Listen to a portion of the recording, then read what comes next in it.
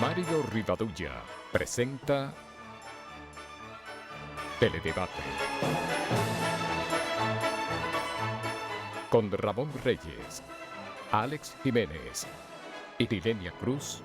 Teledebate, objetivo y veraz, siempre fiel a la verdad.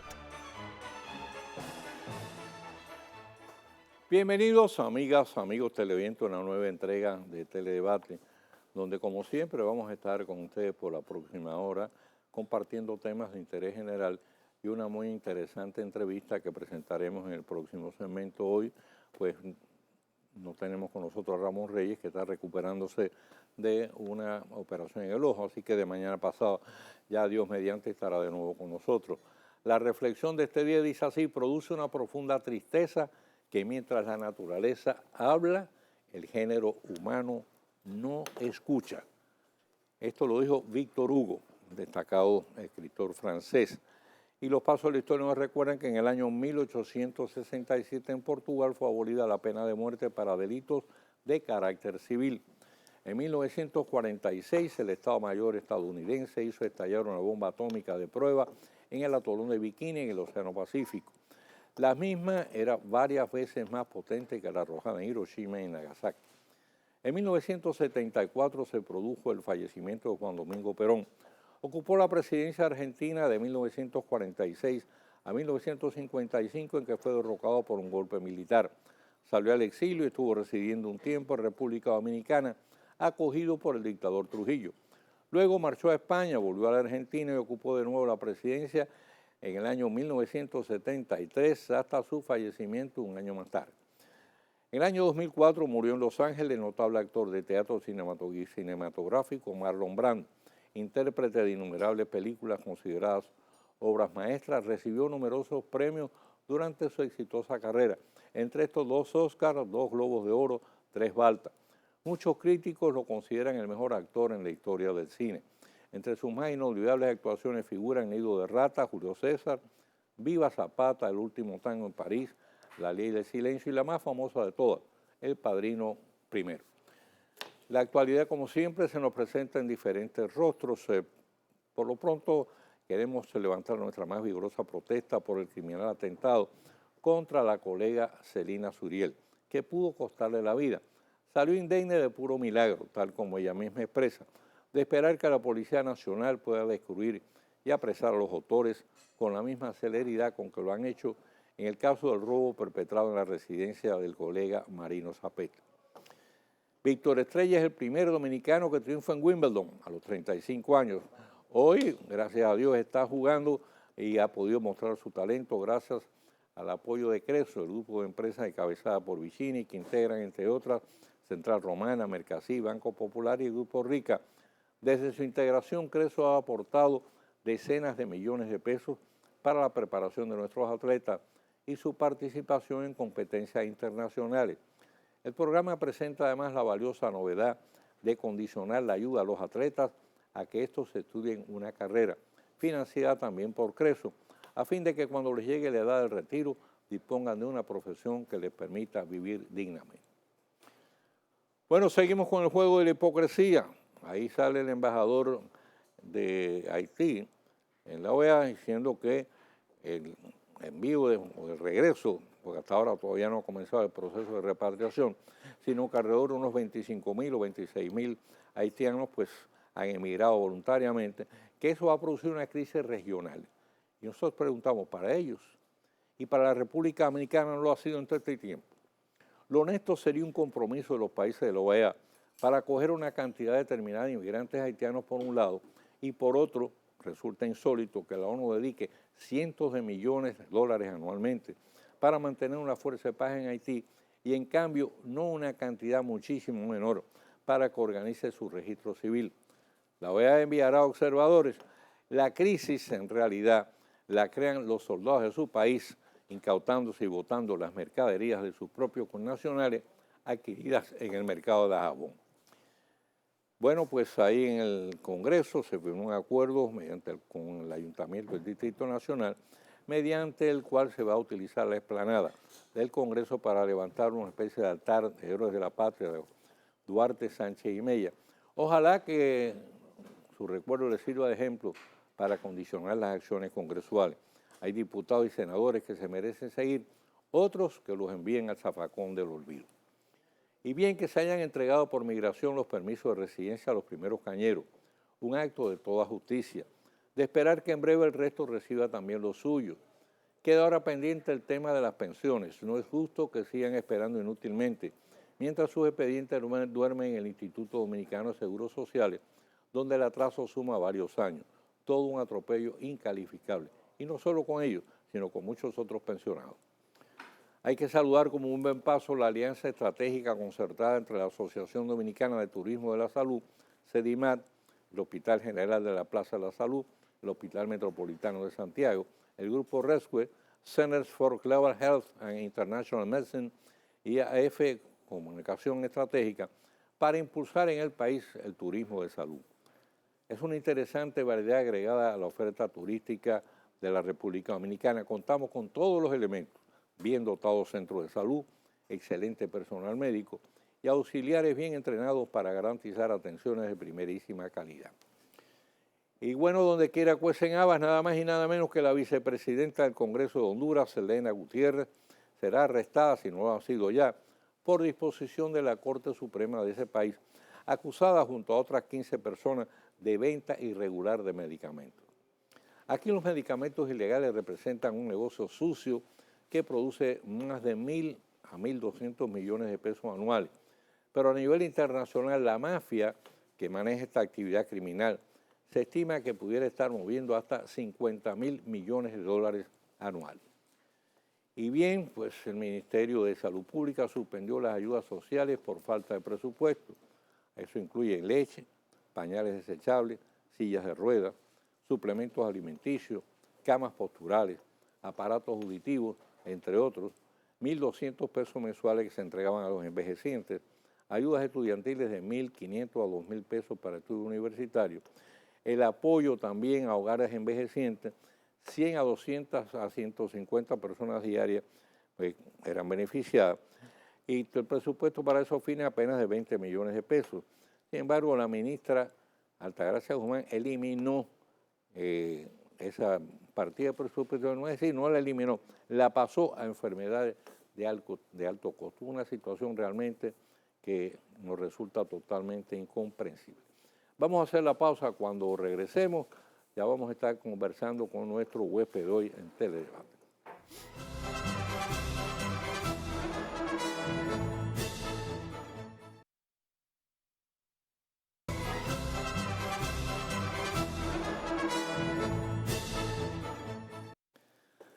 Bueno, con nosotros el licenciado Iván Gatón, analista en temas internacionales. Él no necesita presentación tanto por sus propios méritos como porque ya ha honrado varias veces a Teledebate.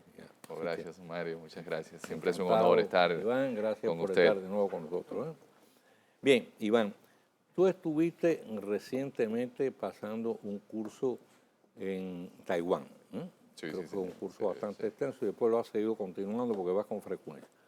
Cuéntanos algo de mismo, porque en estos días precisamente viene el presidente de Taiwán a visitar la República Dominicana. Sí, el presidente Ma Ying-jeou, que es un hombre del Kuomintang, o Kuomintang, que es el partido nacionalista, que fue el que se trasladó tras el triunfo de la revolución maoísta a la antigua isla de Formosa, la que conocemos como Taiwán. Bueno, lo que sucede es que los asiáticos están interesados, en este caso en Taiwán, en que en la región hayan personas que conozcan mejor su cultura, conozcan mejor la forma en la que ellos vienen haciendo negocios. Que es una cultura milenaria y fascinante. Una cultura milenaria que cuando la vemos desde esa perspectiva occidental, nos damos cuenta que ya los chinos se habían inventado la moda de andar a pie. Sí. Cuando Occidente quiso venir a inventarse algo, ya ellos se lo habían inventado todo. Exacto. Entonces, lo más importante de esos cursos y de las ocasiones que hemos estado estudiando allá es tener esa perspectiva de los taiwaneses, de cómo ellos asumen la dedicación al trabajo y a la educación. Es una sociedad que la valoración se da en base a la meritocracia. Es decir, no es tanto la ostentación de las riquezas, de lo que hayamos conseguido, sino cuántas personas de ese círculo familiar tienen estudios de doctorado, cuántos han pasado el examen, porque hay algo que se desconoce en nuestras latitudes, y es que no hay un solo oficial del gobierno que no haya pasado por los estrictos exámenes que exige el Estado taiwanés. Para usted ocupar cualquier posición, tiene que haber demostrado excelentes demostraciones académicas. Y para la promoción después igual, tienes que pasar por toda una serie de exámenes muy estrictos. No es que yo soy amigo fulano para que no, tienes que someterte a una serie de exámenes. Es una sociedad que tiene la meritocracia como base fundamental. Y esto es importante, nosotros vernos en ese espejo, porque se habla de que, bueno, la República Dominicana o tal país puede ser un futuro Taiwán. No, Taiwán invirtió primero en su educación, en el recurso humano. Y sigue invirtiendo. Y sigue invirtiendo, pero con una visión estratégica. Es decir, Taiwán decidió hace más de 10 años en convertirse en el centro desde el cual toda el Asia pueda tener sus redes de comunicación en términos de aviación. Entonces, el aeropuerto de Taoyuan es el aeropuerto en el cual hacen escalas los vuelos que vienen desde Nueva York, después de 14 horas ininterrumpidas de vuelo. Yo conozco, lo pasé. Le tocó, Claro. porque es un viaje muy largo, porque usted sale, por ejemplo, viernes desde Nueva York, pero usted llega ya domingo, porque como la Tierra sigue su movimiento de rotación, en lo que usted va hacia el este, donde sale el sol, usted pierde un día. Entonces, desde ahí, usted va para Indonesia, son 6 horas más. Entonces, todos los países de la región tienen ese aeropuerto de Taoyuan, pero también está el puerto de Kaohsiung, que sirve también para la distribución de todos esos países que están ahí en la zona. Pero eso se preparó hace muchos años. Hoy Taiwán está recibiendo, paradójicamente, más de 1 millón de turistas chinos, porque ya las líneas de apertura que crearon a través de un acuerdo que se llama el Acuerdo de Colaboración del Estrecho de Taiwán, que se hizo en la ciudad de Chongqing, don Mario, donde en un momento dado el gran timonel Mao Zedong y Chiang Kai-shek, el generalísimo, trataron de ponerse de acuerdo para llevar a cabo la lucha contra la ocupación japonesa, que ese fue el gran error de Chiang Kai-shek, que en el momento que estaban los japoneses, como él fue un hombre que estudió en una academia militar de Japón y que en su momento el padre de la República China, Sun Yat-sen, Era su suegro. Era su suegro y lo había enviado a estudiar allá, pero también de paso, Sun Yat-sen lo envió a Moscú. El Kuomintang recibió apoyo de los soviéticos en su inicio. De hecho, había una universidad que se llamaba Universidad Sun Yat-sen, así como se le hizo una universidad a Patricio Lumumba. Correcto. Pero era parte de esa política, digamos, soviética de expansión en la región. Entonces, en Chongqing se celebra este acuerdo, que es el Acuerdo de Colaboración del Estrecho de Taiwán. Algo importante es que este acuerdo marca un antes y un después en las tensas relaciones taiwanesas con China Popular. ¿Por qué? Porque usted oye siempre, don Mario, la crítica que el gobierno dominicano no ha establecido las relaciones diplomáticas con China Popular. ¿Cómo va a ser si China Popular es la principal economía del planeta, la megapotencia financiera que tiene ahora mismo el planeta Tierra? Bueno, usted hace como hizo Honduras, retira a su embajador de Taipei y entonces se acerca a Beijing y Beijing le pregunta, ¿y para qué usted vino? A mí no me interesa tener vínculos con usted, porque ya ese acuerdo del ECFA hizo entre ellos una especie de tregua en no quitarse más representantes diplomáticos. El gobierno de Martinelli, don Mario, hizo lo mismo en Panamá. Los chinos le dijeron, es que no me interesa, porque a veces no se dan las lecturas reales. Que hicieron un acuerdo. No, pero el acuerdo también, fíjese, le ha permitido entonces a China Popular ser quien ayude a los taiwaneses en un momento de dificultad económica. El turismo chino es el que está dándole mayor sostenimiento a la economía taiwanesa. La segunda torre más alta del mundo, el segundo edificio, es el Taipei 101. Y cuando llegan esos chinos, se lo llevan todo. Ahora Taiwán está recibiendo una gran cantidad de estudiantes de China Popular. Es decir, que el servicio se ha ido adecuando a China Popular, porque hay otra implicación, don Mario, y de ahí la importancia de la sociología de las relaciones internacionales. ¿Qué son la gente del Kuomintang? La gente del Kuomintang son de una etnia que es la etnia Han, pero que es Mao Zedong. ¿De qué etnia? Es etnia Han. China tiene 56 etnias. La etnia predominante es la Han. Bueno, está la excepción. Que fue una dinastía. Fue una dinastía, la dinastía Han. Y ahí tenemos, como fue luego la dinastía Ming, como fue luego la dinastía, la última dinastía, que fue la Qing, que no era una dinastía. Ahora Iván, ya que hablamos de China continental, hay una situación muy peculiar en esa zona con Hong Kong, que en estos días precisamente creo que se cumplió un aniversario de la entrega de Inglaterra, de que Hong Kong era colonia inglesa, se le entregó entonces a China continental. Y tengo entendido que en aquella época eso se hizo a base de un compromiso de respetar, en este caso, digamos, la autonomía de Hong Kong, su sistema político, pero ahora hay problemas en Hong Kong muy serios. Ha habido una serie de movilizaciones por razones de carácter político, porque dicen que el Kuomintang quiere imponer los candidatos en Hong Kong, y ha habido unas movilizaciones masivas, y que por cierto me llama la atención que vienen con unas sombrillas amarillas. ¿Para qué se debe eso? Sí, lo que sucede es lo siguiente. Los hongkoneses era una parte ocupada del Imperio Británico. Todo se inicia en el año 1839, cuando los ingleses, al tener un déficit en su balanza comercial, en momentos en que estaba en boga el librecambismo, el mercantilismo, y entonces ellos decidieron hacer lo que se llamó la guerra del opio. Le vendían opio a los chinos, lo entraron en el vicio del opio porque no tenían con qué comprar el té, que es una costumbre inglesa, pero el té es de China. No tenían con qué comprar jade, no tenían con qué comprar la seda, es decir, todos esos productos que China no necesitaba de Occidente para nada.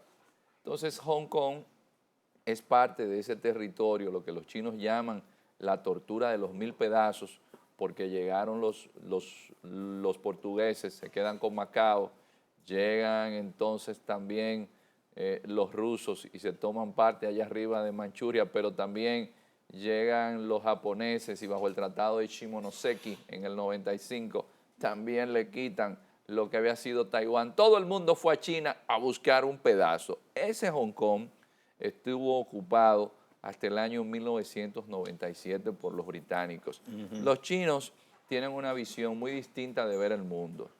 Entonces ellos juegan a la paciencia y dicen, no, está bien, entréguenme lo que ustedes quieren, que yo me comprometa a esto. No, ustedes van a tener tales libertades. Pero hay que saber lo siguiente, el Partido Comunista Chino es una élite gobernante que no puede darse el lujo de lo que en Occidente se llama democracia liberal. Entonces esto es algo que cuando usted está en China y usted ve la forma de pensar de los chinos y de manejarse de los chinos, de la élite política, usted se va a dar cuenta que esas libertades podrían ser el cáncer que podría hacer estallar el sistema político chino. Vamos a hacer una pausa, vamos a seguir conversando del tema que es muy interesante.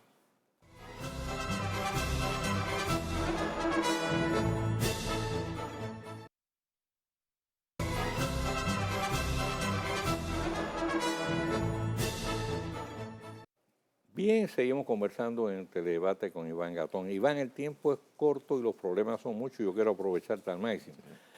Ya dimos una vuelta por el lejano oriente. Vamos a pasar un poquito entonces para la situación esta que hay con los yihadistas, los extremistas yihadistas.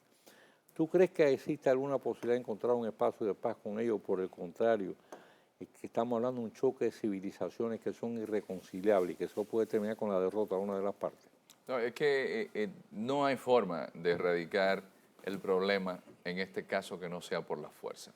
Es decir, si usted encuentra las opiniones más sensatas, y una de ellas, las del Vaticano, el Vaticano lo que dice, con intervenciones quirúrgicas, que en el lenguaje militar, en el eufemismo militar, Claro. es bombardear zonas estratégicas. Dice, no se va a lograr nada, hay que llevar infantería. Entonces, ¿qué está diciendo el Vaticano? No, mire, es que me están asesinando a los cristianos, ¿verdad? me están vendiendo a las mujeres cristianas a $200, don Mario, se están vendiendo las mujeres cristianas ahora mismo en las zonas ocupadas por el ley. Entonces, no es verdad que con un discurso de arrepiéntanse, sean salvos y sean sanos, esta gente va a dejar su actitud fundamentada en una idea religiosa de que ellos están llamados a volver a lo que fue el inicio del Islam. Es decir, estamos hablando de gente que quieren volver a lo que fue la hijra o égira del profeta en el año 620. Entonces, usted adecuar una sociedad a lo que se vivió hace cientos de años es prácticamente un absurdo. Entonces, se da una contradicción con esta gente. No quieren saber de nada moderno. Sin embargo, salen por internet, utilizan ametralladoras que son modernas porque ellos deberían andar con un cuchillito de palo. Entonces, son de los elementos que nosotros estamos viendo que sí son inquietantes porque tenemos que ellos fueron alimentados y siguen siendo, de una forma u otra, apoyados por Arabia Saudita, como lo fueron también por Qatar, como lo han sido también por Turquía. Para los turcos se hizo una encuesta recientemente y para los turcos el ejército islámico o el califato islámico de Abu Bakr al-Baghdadi no es una amenaza. Para ellos eso es nada. Sin embargo, miren cómo han destruido parte de Siria. Y todo esto es el grupo de Al-Nusra, que era parte de Al-Qaeda, y que Al-Qaeda se escinde de ellos porque los cree muy extremistas. Imagínate. Y son aupados para tumbar al gobierno de Bashar al-Assad, con el gran peligro de que entonces jóvenes franceses, ingleses, de ascendencia de magrebí, del Magreb, es decir, la parte oeste de África, son soldados de ley y están yendo con su familia porque tienen un territorio más grande que la República Dominicana y Haití juntos. Entonces, ¿cómo es posible, don Mario, que existiendo servicios de inteligencia tan buenos, se pueda tener un gobierno como el que tiene Abu Bakr al-Baghdadi, el nuevo califa, y que amenaza al gobierno de Irak y están a 100 kilómetros de Bagdad? Esto no es posible. Es decir, hay una explicación y es, en primer lugar, el desastre de Irak y poner en el gobierno a Nuri al-Maliki, que entonces le da primacía a los chiitas, deja de lado a los sunitas.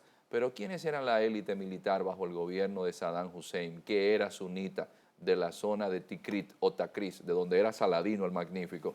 Eran los sunitas. Entonces, esa torpeza política de la administración Bush, de la guerra de Irak, entonces es la que sirve de base y de aquellos polvos, estos lodos. Y desgraciadamente, con esa visión rigorista, fundamentalista, de que si yo muero en una guerra, y son gente religiosa, es decir, no podemos poner en cuestionamiento, son fanáticos. Y esta gente piensa que si yo muero, cuando llegue al cielo, tengo 73 mujeres allí esperándome. Imagínense usted, con una oferta así, y que usted va a vivir en la eternidad. Usted dice, ¿pero y qué yo busco en la vida? El hombre, como se reflexiona mucho cuando se lee en los proverbios de la Biblia, Dios le sembró la eternidad en su espíritu. Y ya usted me está haciendo una oferta de eternidad, pero bien acompañado, Sí, señor. con 73 uríes. Uríes. Que hay una descripción en el Corán de cómo son las uríes, y usted termina enamorándose de la descripción sin haber visto una foto. Entonces, cuando usted está peleando o llevando a cabo una labor, eso es lo que significa yihad. Yihad en árabe significa esfuerzo. Esfuerzo por usted redimirse de los pecados que tiene. Pero luego el profeta incluye la yihad en la guerra, porque toda minoría aspira a ser mayoría. Y para usted ser mayoría no es tan fácil serlo simplemente convenciendo, sino que se necesita la guerra. Y el Islam en su génesis fue una religión de la espada. Y no hay forma conversando, desgraciadamente. Y usted se recuerda de ese principio que se utilizó mucho a principios del siglo XX, de que la guerra es la partera de la historia. Así mismo.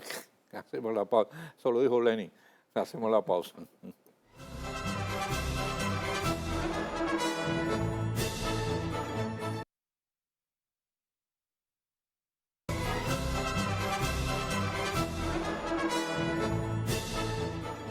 Bien, seguimos conversando con Iván Gatón. Iván, tengo que sacarte el jugo, así que vamos a brincar ahora para Grecia, la crisis de Grecia.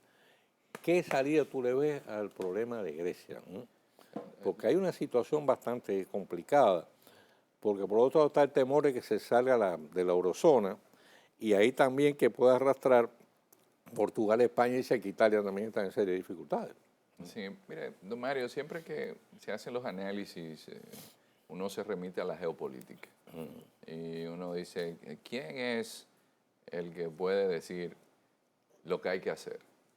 Coincidencialmente, y no hay mucha coincidencia nunca en la política internacional, el primer ministro chino Li Keqiang visita Bruselas, la sede de la Unión Europea, y hace una advertencia de que le gustaría de que Grecia no salga del euro, porque eso no va a tener implicaciones simplemente para Europa, sino para todas las finanzas mundiales. Pero el presidente Obama, desde Washington, D.C., dice, esperemos que Grecia no salga del euro. Y hay una realidad. Quienes se encuentran en el poder en Grecia, Syriza, llegó con una propuesta. Y su propuesta fue la de no dejar que la Unión Europea imponga a través del Fondo Monetario Internacional una serie de políticas que si bien pudieron llevarse a cabo en América Latina en los años 80, en la década perdida, que sí pueden imponerse en nuestros países, pero no así en una Grecia que está unida umbilicalmente por el euro a todas las economías europeas. Syriza creo que fue una salida muy inteligente de Tsipras, de llamar a un referéndum, porque él sabe que si no mantiene su discurso de campaña, el gobierno va a colapsar. Claro. Es decir, que no es una cuestión de que no, que son valientes, que son guapos, no. Es que ellos llegaron al gobierno fue por esa alternativa. Claro. Porque de la noche a la mañana, los griegos que llevaban una vida muy acomodada, que podían salir de vacaciones al extranjero, ven, y sobre todo los pensionados, gente que trabajó para los últimos años de su vida, estar en paz, ven que se quedaron sin recursos, porque el Fondo Monetario Internacional les dijo, miren, el gobierno que ustedes utilizaron, ustedes tienen que pagármelo, y es sobre tales condiciones. Ahora, lo preocupante es, y de ahí una reflexión sobre la globalización neoliberal, que ha sido muy peligrosa para las democracias, porque todos los excesos hacen daño. Esa globalización neoliberal, ¿qué hizo? Fue la que impuso el sistema económico que ha hecho colapsar incluso al propio Estados Unidos, porque le quitó poder al Estado. Y al quitarle poder al Estado, que sí tiene una inclinación natural hacia el bien común, ¿a quién le da primacía? A los sectores económicos financieros. ¿Quién era el asesor de Goldman Sachs o el jefe de Goldman Sachs, que fue la que evaluó a Grecia para que entrara al euro. Nada más y nada menos que Mario Draghi, el presidente del Banco Central Europeo. ¿Y cuánto ganó Goldman Sachs para calificar a Grecia, que escuchábamos a muchos gobiernos siempre hablando? Las agencias calificadoras de riesgos dicen que nuestro país está bien. Se ganaron 500 millones de dólares y fueron los que dijeron que Grecia estaba bien. De ahí que los que siempre andan detrás de lucubrar en las teorías de las conspiraciones dicen que Grecia fue el caballo de Troya que le introdujeron al euro. Así es. Porque ahora se ha creado una situación, como dice, bien pesada, ¿no? Pesada. Si sale del euro, va a afectar la economía del planeta. Es decir, todos esos centros financieros, sobre todo Alemania, todo lo que es Europa, todo porque Alemania es el que más dinero ha prestado. Está como dice el dicho, ni me puedo ir, ni me puedo quedar. Entonces, han demostrado, sobre todo el grupo Syriza, que no va a tomar presión. Nosotros llegamos aquí fue porque hicimos esto en promesa de campaña. Y por eso dicen, señores, es un referéndum, ustedes deciden qué vamos a hacer. Es decir, no es el gobierno, son ustedes que están decidiendo. Correcto. Es una situación muy compleja y yo entiendo, don Mario, que los banqueros y los intereses económicos no son suicidas. No, claro. Al final del camino se pondrán de acuerdo. Nunca lo han demostrado acá, nunca. Hacemos la pausa y regresamos.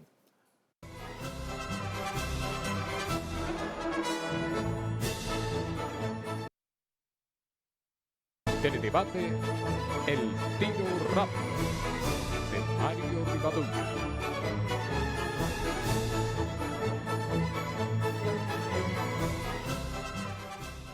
Iván, lamentablemente se nos agotó el tiempo, pero ya has quedado comprometido conmigo para la semana que viene volver aquí, porque se nos quedan otros temas muy interesantes y tú tienes un gran dominio de todo lo que es el escenario internacional.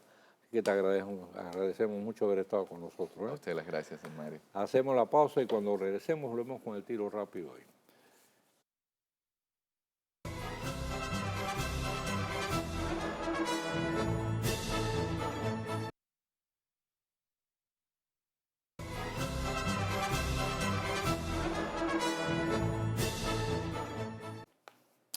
Hoy estamos celebrando el Día del Maestro Dominicano. Con este motivo, en el Palacio Nacional, el presidente Danilo Medina, la vicepresidenta Margarita Cedeño de Fernández y el ministro de Educación Carlos Amarante Baret, ayer, en una sencilla pero emotiva ceremonia, entregaron sendas medallas de oro, plata y bronce al mérito magisterial, respectivamente a las profesoras Isabel Yolinda Thompson, de la Regional de San Pedro de Macorís, Clara Albania Hernández, de la Regional de Cotuí, y Milagro Quesada, también de la Regional Petro Macorizán. La ocasión fue propicia para que el titular de la docencia, Amarante Baret, resaltara el apoyo que el presente gobierno ha prestado al fomento de la educación. Dentro de ese contexto, a mejorar los emolumentos de la clase magisterial con 3 incrementos consecutivos de salario. El aumento de las pensiones a unos 15.000 maestros jubilados de 5.000 a 15.000 pesos mensuales, los aportes para estabilizar las precarias finanzas de su seguro de salud y la inversión de 3.000 millones de pesos que se está ejecutando el presente año en la capacitación de los docentes. Esto naturalmente sin contar la construcción y rehabilitación de miles de aulas y la expansión acelerada del sistema de tanda extendida. Las dos profesiones que a nuestro juicio, por la especial importancia de su misión, resultan de mayor relevancia en toda sociedad civilizada, son el maestro y el médico. Representan también las de más necesaria vocación y mayor dedicación. Por consiguiente, son igualmente las que exigen mayor preparación. En las manos del médico está la salud y hasta la vida de los pacientes, y en la de los maestros no solo el proceso de enseñanza, sino también el de formación integral de los futuros ciudadanos. Si bien es cierto que todavía queda un buen trecho que recorrer para lograr el ideal de una educación de calidad, resultaría mezquino no reconocer que el presente gobierno ha puesto los mayores empeños en dar pasos orientados en esa dirección, que en sentido general han sido positivos y marcan un antes y un después en el historial docente del país.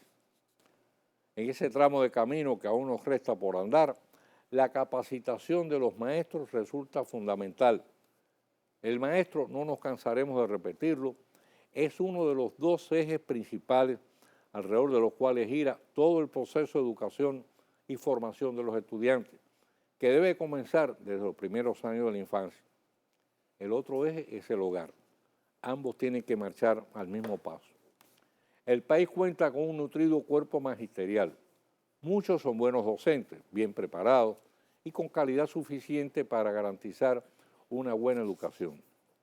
Otros, en cambio, presentan grandes lagunas, evidentes y penosas deficiencias que a su vez transmiten a los educandos a su cargo. El mal de origen parece radicar en la falta de rigor por parte de algunas universidades para admitir en la carrera magisterial a quienes realmente dispongan de una adecuada base de conocimientos previos para cursar con el necesario nivel de excelencia una carrera universitaria y en especial la del magisterio. De ahí la importancia de la inversión que está llevando a cabo el Ministerio de Educación para la capacitación de los maestros. Al completar el proceso, aquellos que sigan presentando graves deficiencias no deberán integrarse a las aulas. Hacerlo así sería viciar todo el proceso de enseñanza, que debe ser en extremo eficiente y exigente. En este día felicitamos calurosamente a las maestras galardonadas y en general a toda la clase magisterial. Hacemos voto porque quienes están pasando por el proceso de capacitación puedan completar el mismo con las más altas calificaciones. Abogamos porque el ingreso a la carrera magisterial responda a un estricto criterio de selección de quienes realmente demuestren vocación y condiciones. Apoyamos todo cuanto contribuya a mejorar las condiciones de vida de los maestros, tal como corresponde a la delicada tarea que realizan, y apostamos por el ideal de una educación de calidad, indispensable para formar ciudadanos capaces y socialmente responsables, que puedan contribuir al progreso y bienestar del pueblo dominicano. Mañana, Dios mediante, estaremos con ustedes nuevamente con otra entrega de Teledebate. Como siempre, nuestros mejores deseos y las mayores bendiciones para todas las amigas y amigos televidentes. Y a continuación, recuerden que por ahí viene Contacto, ese interesante programa a cargo de nuestro colega Rafael Ovalle. No se muevan y no se lo pierdan.